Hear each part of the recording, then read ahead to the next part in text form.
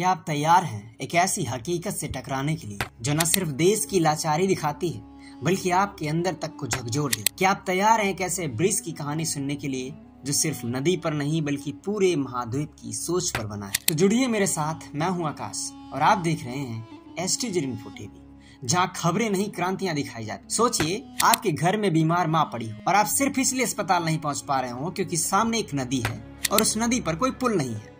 सोचिए बच्चा स्कूल जाना चाहता है लेकिन हर रोज एक नाव की मोहताज हो जाती है उसकी पढ़ाई।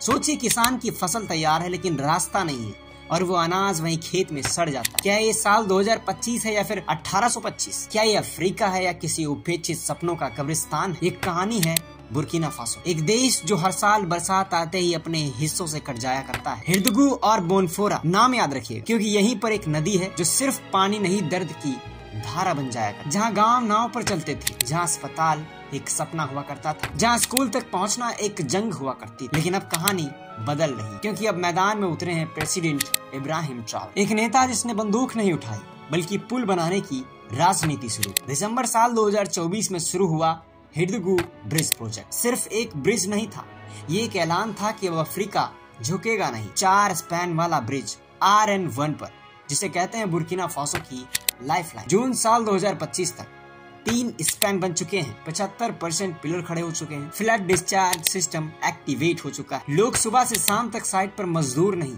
बल्कि सैनिकों की तरह डटे रहते हैं क्योंकि ये ब्रिज मिट्टी, सीमेंट और स्टील से नहीं बना बल्कि इरादे, खून और पसीने से बना। यहाँ की जमीन नरम है, बरसात में सब कुछ डूब जाता है, संसाधन कम है, फंडिंग अटकती है, लेकिन फिर भी एक आवाज गूंजती है, काम रुकेगा नहीं क्योंकि पुल सिर्फ रास्ता नहीं एक भरोसा है। अब 4 महीने का ब्लैकआउट नहीं होगा। अब अस्पताल नाव से नहीं एम्बुलेंस से पहुंचा जाएगा। अब ट्रैक्टर बंद नहीं हो बल्कि वो मंडियों तक दौड़ेंगे। अब बच्चे स्कूल नहीं छोड़ेंगे बल्कि वो ग्रेजुएट बनेंगे। अब महिलाएं घरों में नहीं बिजनेस चला। 60% यात्रा समय घटे, आर्थिक ग्रोथ दोगुनी होगी, सिक्योरिटी स्ट्रांग होगी, बिजनेस बूम करेगा। ये सिर्फ ब्रिज नहीं, यह पुल पलट है, यह भविष्य की फाउंडेशन। जब इब्राहिम ट्राओरे आए थे देश में आतंक था, गरीबी थी, घुटन थी, लेकिन उन्होंने वादे नहीं मशीनें चलाई, घोषणाएं नहीं गड्ढे खुदवाए। उन्होंने कहा विकास किताबों में नहीं जमीन पर चाहिए और यही है हिर्दगू ब्रिज। अब Burkina Faso West Africa trade corridor बन रहा है। अब ये bridge Ghana, Ivory Coast, Niger तक के सपनों को जोड़ता है। ये रीजनल इंटीग्रेशन है,